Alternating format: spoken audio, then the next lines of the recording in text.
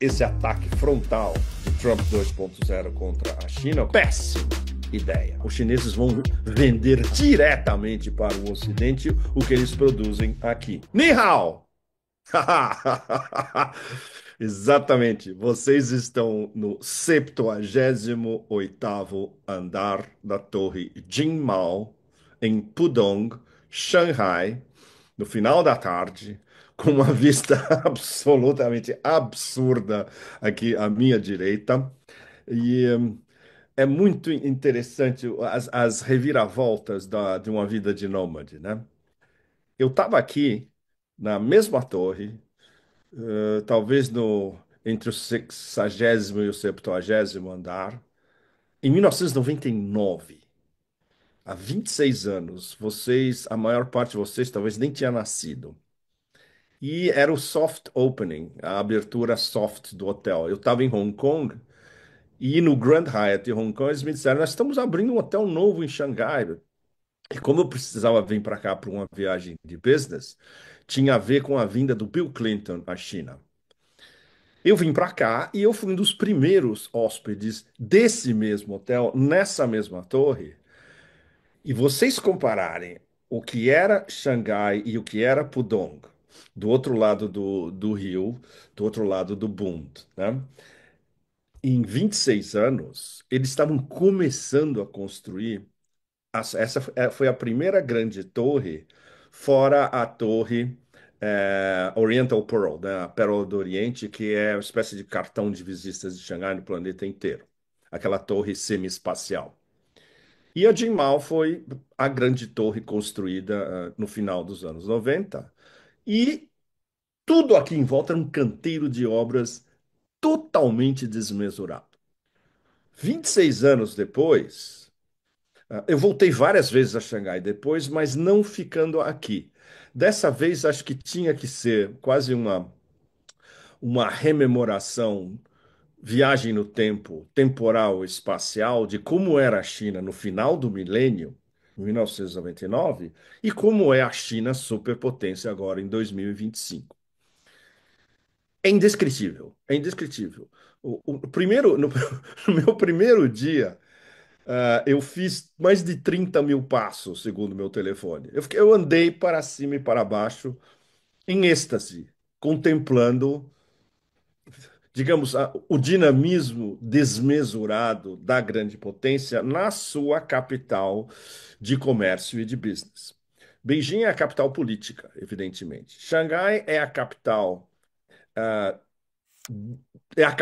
do capital, do comércio, de grande parte da indústria, é um dos nós industriais, dos três grandes nós industriais da China. Há muitos outros. Os três principais, basicamente, Pequim e Tianjin, no norte, Xangai e o que está em torno aqui na China, digamos, central, mas costeira, marítima.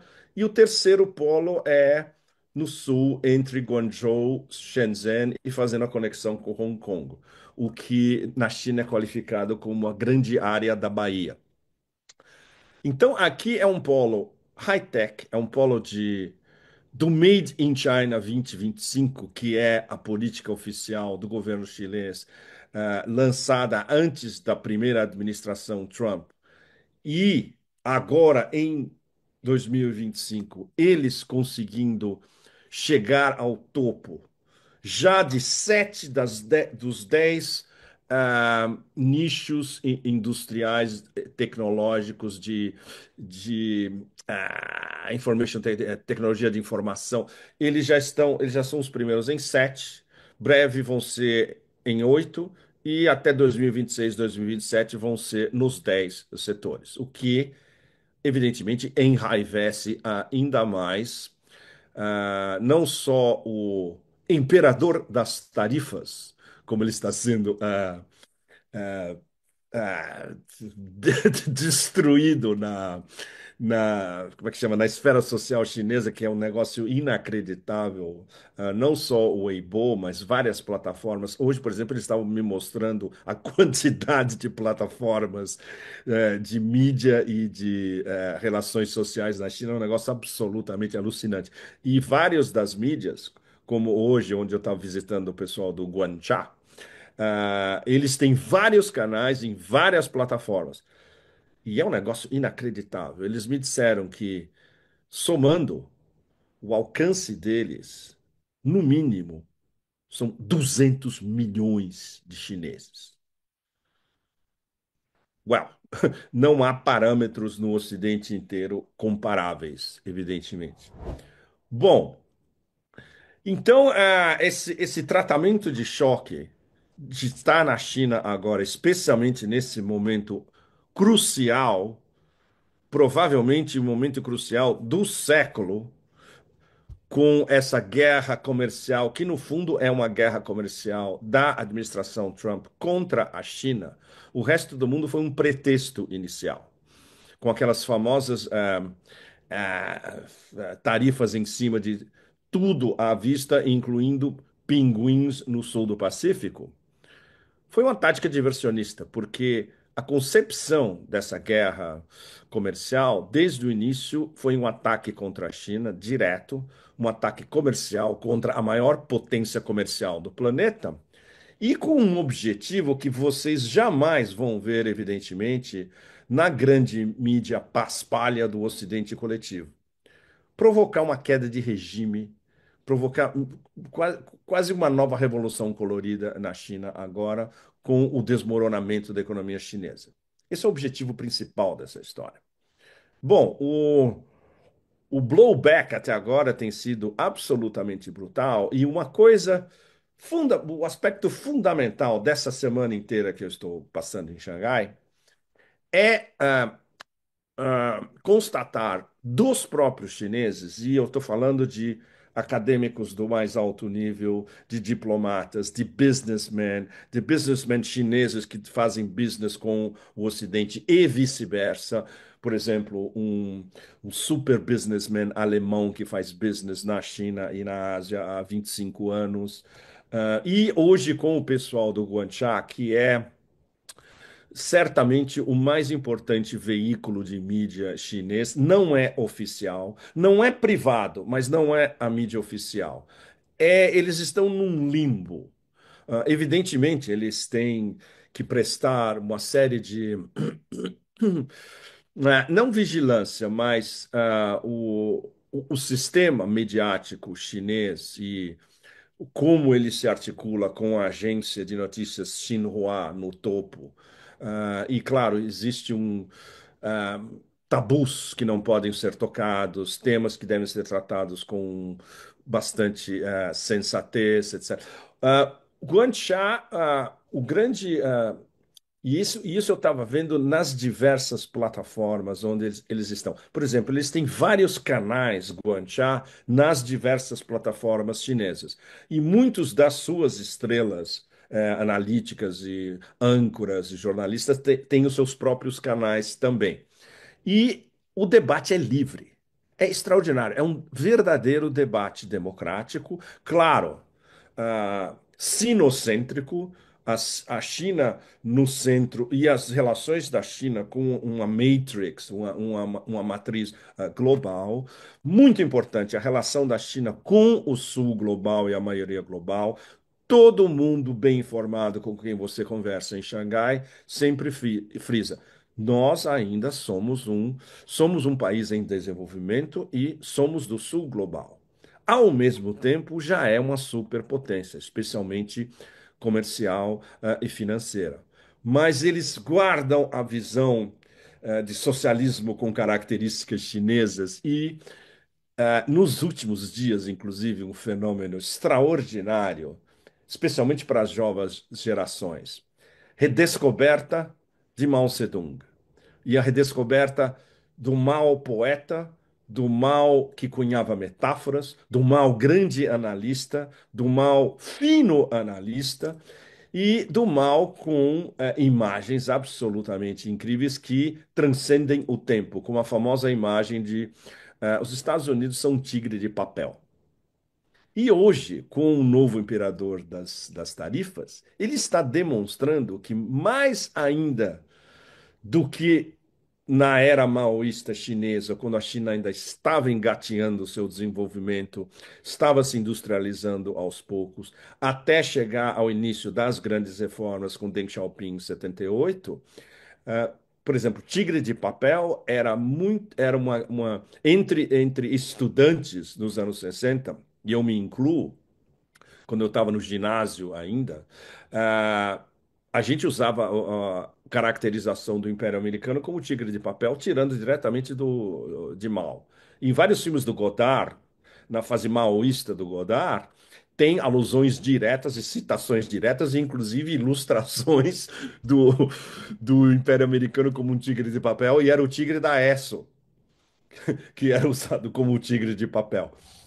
Bom, é muito difícil resumir essa semana. É uma das semanas profissionais mais importantes dos meus 40 anos de nômade, de correspondente estrangeiro, de analista, de repórter, de viajante, de peregrino pelo mundo inteiro, especialmente na Ásia, para onde eu vim há 31, vai fazer, já fez 31 anos, em 1994. Uma viagem, a viagem que me levou a me transferir do Ocidente para a Ásia, a China teve um papel absolutamente fundamental. Evidentemente, tudo que eu vi no Sudeste da Ásia, uma viagem cultural e budista pela Índia, mas eu cheguei aqui vindo de Hong Kong. Eu vim por trem de Hong Kong. Eu fui primeiro a Shenzhen, que estava começando o boom de Shenzhen ainda. Guangzhou, que estava começando a se desenvolver. E Deng Xiaoping tinha acabado de passar no sul da China, na sua famosa viagem ao sul da China, no inverno de 1992, onde Deng deu o drive definitivo para vamos nos desenvolver a uma velocidade supersônica a partir de agora, e isso é um esforço coletivo da nação chinesa. E a assinatura do Deng, linda, num scroll tradicional chinês e uma caligrafia muito bonita dele, estava no lobby do hotel White Swan, Cisne Branco, onde eu fiquei naquela época. E era um dos grandes hotéis do sul da China. Tinha muito poucos hotéis de nível internacional na China nessa época. O White Swan era um deles. E depois eu vim para Xangai. Então, minha primeira entrada em Xangai profunda foi vocês terem uma ideia, foi em 1992.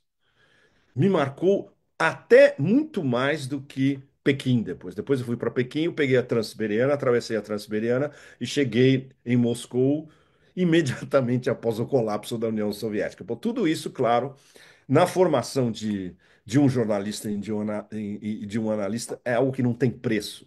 E te forma e te influencia o resto da vida, evidentemente.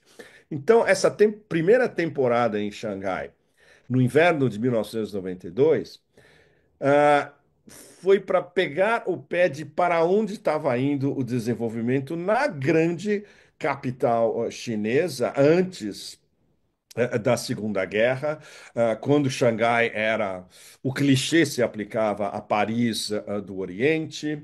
ah, os estrangeiros, especialmente europeus, circulavam por Xangai, nas concessões inglesa e francesa, especialmente. E a cidade estava começando a se reconstruir. Quanto? 30. Nossa, 30 e. Bom, façam as contas. E eu voltei muito depois, evidentemente, e comecei a vir muito à China no final do milênio e logo depois do início do milênio, quando a China entrou na na Organização Mundial de Comércio, desculpe.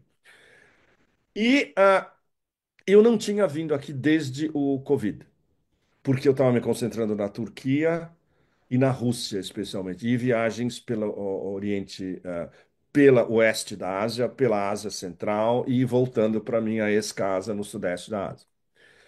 Então, essa revolução mental e temporal de voltar aqui agora e no meio mas realmente no centro do centro dessa crise desencadeada por Trump 2.0. E a qualidade dos meus interlocutores nesses últimos dias, que tem sido excepcional. A começar pelo professor Zhang Weiwei. Na terça-feira eu passei o dia praticamente na Universidade de Fudan. Nós tivemos um seminário juntos, o professor Zhang Weiwei e eu, sobre Rússia-China. O nosso seminário foi a relação estratégica Rússia-China, e depois, evidentemente, a gente falou muito de Trump, de Sul Global, de BRICS, das alianças da China com o Sul Global, aliança da China com o Brasil também.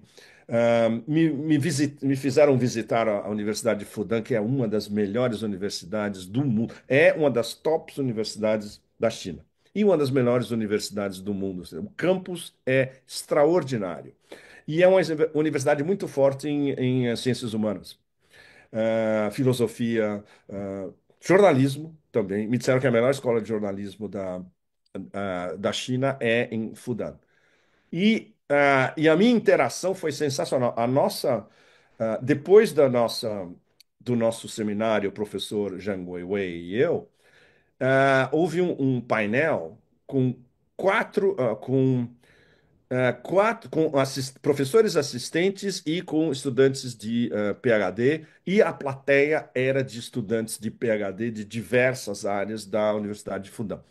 E eu estava muito interessado por causa das perguntas. Logo no início eu falei, eu quero perguntas de vocês. Eu estou aqui como estudante, eu estou aqui para aprender de vocês. As perguntas foram sensacionais, sobre tudo, sobre inteligência artificial, relações internacionais da China, como a China vai poder encarar o império dessa vez, é, o fator resiliência e o fator, a força coletiva da China por trás para enfrentar agora o império frente a frente. E esse é um tema que, por exemplo, continuou hoje na minha visita ao Guanchá. Eu visitei as redações, conversei com o novo editor-chefe, que por sinal adora o Brasil. O pessoal de topo da administração, eles me explicaram depois como foi. E nós vimos juntos, isso foi muito legal. Estava tendo no horário da minha visita, incluindo o nosso almoço coletivo, um podcast sensacional com dois mega experts. Um ex-militar da PLO, do Exército da Liberação Popular, e um businessman. E a análise deles, direta ao ponto em relação à guerra comercial, colocando todos os elementos suicidas da guerra comercial de Trump. Eles sabem, por exemplo, os chineses bem informados sabem perfeitamente quem são os assessores de Trump, quem equalizou essa guerra comercial, a guerra das tarifas, quem está por trás, os dissidentes. Eles veem os dissidentes. Tem vários podcasts americanos que têm uma enorme audiência aqui, traduzida com inteligência artificial automaticamente em mandarim, muito bem informados. E voltando ao tema recorrente de todos esses dias, que são as citações do mal. E voltou o tigre de papel na conversa, evidentemente. E um deles disse tacitamente que se o tigre de papel já era o tigre de papel nos anos 60, agora, com esse novo imperador, ainda mais. Porque essa é uma medida de um império em desespero, a guerra das tarifas. Então, tudo isso, claro, é um aluvião de informação. Ontem à noite, por exemplo, eu estava num outro lugar absolutamente extraordinário, que é a mansão Pei. Pei da família do grande arquiteto I.M. Pei, um dos maiores arquitetos do século XX, do início do século XXI, que, entre outras coisas, desenhou a sede do Banco da China em Hong Kong, para onde eu estou indo na sequência, minha ex-casa, em Hong Kong. E é um dos palácios tradicionais do fim do século XIX, começo do século XX, mais bonitos não só da China, não só de Xangai, mas da China inteira, de 3 andares, com um lago. na frente, um pequeno laguinho que eles fizeram uma cópia em miniatura dos lagos sublimes de Suzhou. Suzhou fica mais ou menos a 40 minutos daqui, é famosa internacionalmente pela sua arquitetura e pelos seus jardins e lagos também. Tem um desse na frente da mansão Pei. E Pei, pai, um dos fundadores do Bank of China, do Banco da China. Super importante. Grande família tradicional xanghainesa. E hoje é um restaurante com 85 milhões de estrelas Michelin, onde o nosso grupo teve um dos melhores jantares xangaineses da história, literalmente. O melhor do melhor da cozinha xangainesa, onde você encontra em alguns restaurantes em Pequim, em alguns restaurantes em Hong Kong, mas você experimentar aqui em Xangai e cozinhar com a cozinha de xanghaineses e dos melhores pratos e vários que vêm de uma tradição de séculos, é absolutamente extraordinário. E a conversa, mais uma vez, entre outros, o tema principal da conversa era a guerra das tarifas, evidentemente. E eram vários xanghaineses e ah, três, digamos, ocidentais na mesa, incluindo um businessman alemão, Carl Zha, o jornalista Carl Zha, chinês de Chongqing, que morou muito tempo nos Estados Unidos, agora voltou à China, nós ficamos muito bons amigos. E o Carl tem uma perspectiva ótima, jovem, tem uma perspectiva excelente de um chinês bem educado que viveu no Ocidente, cursou universidade no Ocidente, voltou à China e agora está dedicado à China.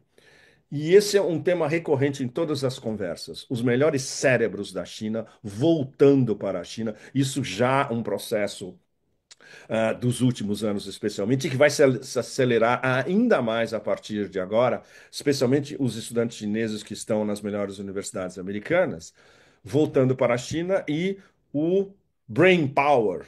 Os melhores cérebros vão estar atuando no que dos nossos amigos do podcast hoje de manhã definiu como uma frente unida. E isso é uma expressão que vem também de Mao. Então, esse neo-maoísmo, ahm, digamos, com muito bom humor que está circulando, desde os acadêmicos top até os zilhões de canais nas plataformas sociais e nas redes sociais chinesas, que são desmesuradas, gigantescas e com muito senso de humor e com muita paródia. Trump e os seus tontos estão sendo parodiados ao limite e há coisas de rolar de rir. E a garotada está plenamente investida também. Por exemplo, Xangai tem um aspecto de Xangai que é ainda bastante ocidentalizado comparado com as outras grandes cidades chinesas.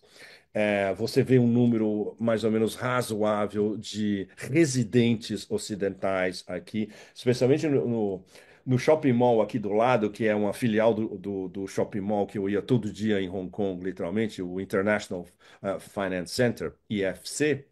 Você vê muitos residentes, inclusive uns me abordaram. Ah, você é o do podcast? Assim, residentes e claro, não querem ir embora de Xangai de jeito nenhum. A comparação Xangai e Nova York agora se aplica cada vez mais. Eu sempre fui um grande admirador de Nova York, fui a Nova York acho que mais de 100 vezes na vida. Eu conheço Nova York melhor que São Paulo, inclusive. Mas hoje a capital do planeta, que era Nova York, em muitos sentidos é aqui. Por uma série enorme de razões, a infraestrutura é absolutamente exemplar. Tudo que está aqui em volta, em Pudong, construído nos últimos 20 anos, digamos, a qualidade da infraestrutura é absolutamente extraordinária. Ah, o Alipay, que funciona para absolutamente tudo, é provavelmente o sistema mais eficiente no planeta inteiro para você resolver qualquer coisa da sua vida cotidiana. Ah, é verdade, muito pouca gente ainda usa dinheiro. dinheiro vivo, mas por lei chinesa, evidentemente, eu fiz alguns testes. Eu paguei muita coisa com dinheiro vivo sem o menor problema. E você deixa um pouquinho de troco com os comerciantes, eles adoram, porque eles nunca têm troco, evidentemente. Mas, claro, todo mundo paga com Alipay e WeChat Pay, evidentemente. E os táxis são todos eh, veículos elétricos silenciosos, ou seja, não tem barulho nos congestionamentos de Xangai. Isso é algo para vocês no Brasil, deve ser, né, de outro planeta, literalmente, né? Não tem, tem congestionamentos, porque, claro, tem uma circulação absurda e tudo silencioso, verde, veículos elétricos. Ou seja, então, a infraestrutura absolutamente espetacular. E o X da questão que permeia todas as discussões. Como a China vai enfrentar o império agora? Essa metáfora da frente unida é muito, muito importante, especialmente vindo da época maoísta e que agora ela está sendo retrabalhada, retransmitida para as novas gerações. E as novas gerações estão comprando a ideia. As novas gerações entenderam esse ataque frontal de Trump 2.0 contra a China como um ataque contra a nação chinesa. Não existe, talvez, um erro mais absurdo em geopolítica e em geoeconomia de comprar uma briga direta com 1,4 bilhões de chineses. Péssima ideia. É exatamente isso que está acontecendo agora. Então, as reações em diversos níveis vão ser barra pesada. Por exemplo, todo esse markup de marcas estrangeiras de fabricar na China e vender com um lucro absurdo no Ocidente, especialmente americanas, vai acabar. Os chineses vão vender diretamente para o Ocidente o que eles produzem aqui. Uma distinção fundamental, não só hoje nas nossas discussões no Guanxia, como também nas discussões na Universidade de Fudan, com o professor Wang Wei, com os PhDs, etc. Capitalismo produtivo contra o choque direto, a oposição direta entre capitalismo produtivo e capitalismo de especulação.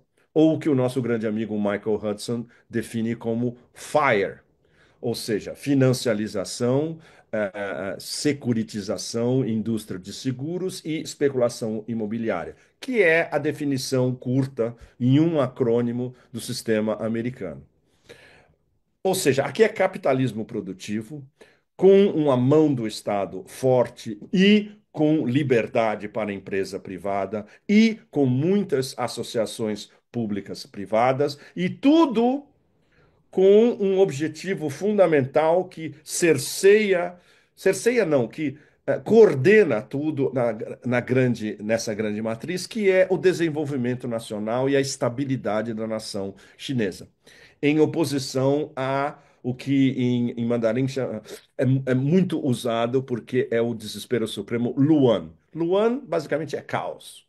A China quer escapar de instâncias de caos, seja como for, e quer manter seu desenvolvimento sustentável. Bom, primeiro trimestre de 2025, a China cresceu já a 5% ao ano, ajustando. Claro, isso agora vai cair porque a guerra comercial já está instaurada. Mas eles estão olhando em volta, especialmente entre os vizinhos e entre os seus parceiros do Sul Global, com atenção 24 horas por dia. O presidente Xi Jinping está numa tour da ASEAN agora, Associação de Nações do Sudeste Asiático. Malásia, Vietnã e Camboja. Eu sempre friso isso, que é importante vocês saberem no Brasil.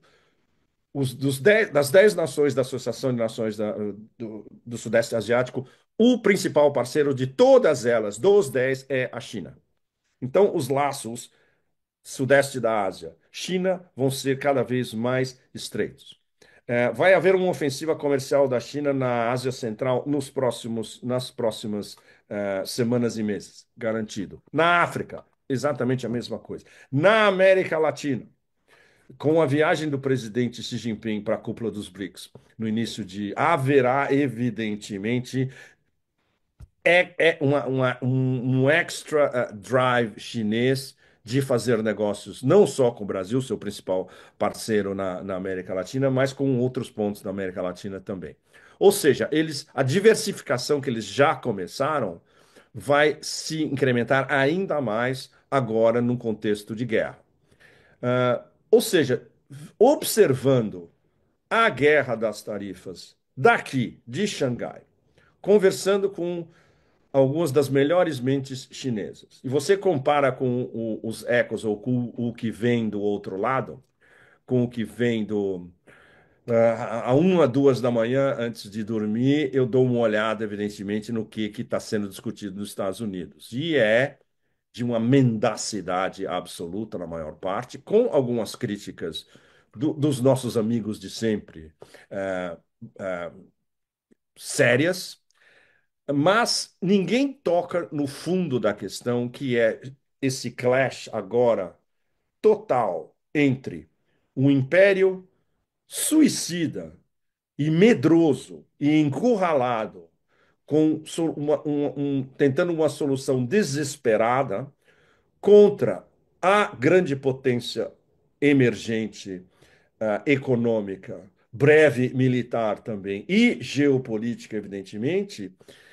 E é uma declinação, mais uma vez, do nosso tema principal já há meses, que é um dos temas principais de todos os Pepes Cafés, a guerra do Império contra os BRICS. Essa guerra contra a China, comercial contra a China, é uma guerra contra os BRICS em vários patamares também, porque inclui forçar membros dos BRICS e forçar o Sul Global a, a uma opção radical comparável à famosa opção de W, vocês devem lembrar, George Bush filhinho. Vocês estão conosco ou vocês são terroristas? Vocês lembram muito bem disso depois do 11 de setembro.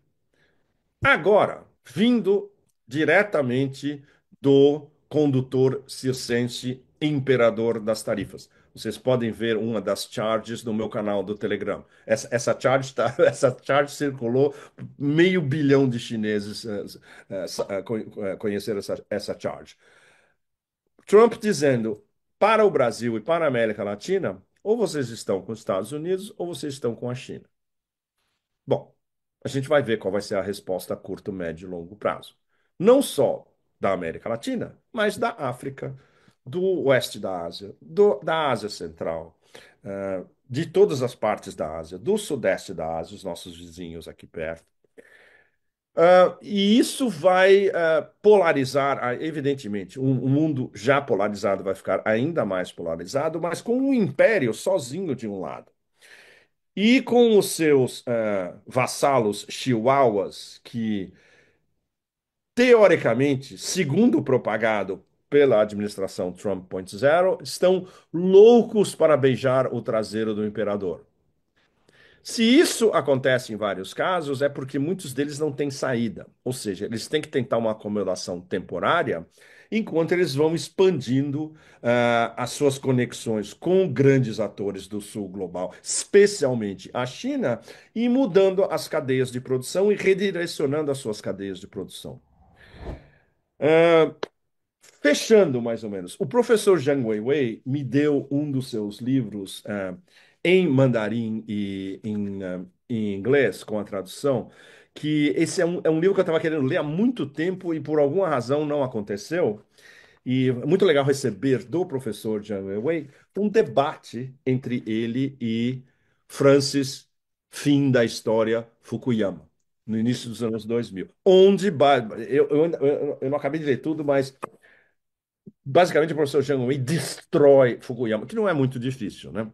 Fukuyama é um hegeliano trash, é um hegeliano vagabundo, de segunda, de quinta, etc. O professor Zhang Weiwei é alguém que codificou um dos principais conceitos do século XXI, que é o conceito de Estado-civilização, Civilization State, Estado-civilização. O principal codificador desse conceito é o professor Zhang Weiwei.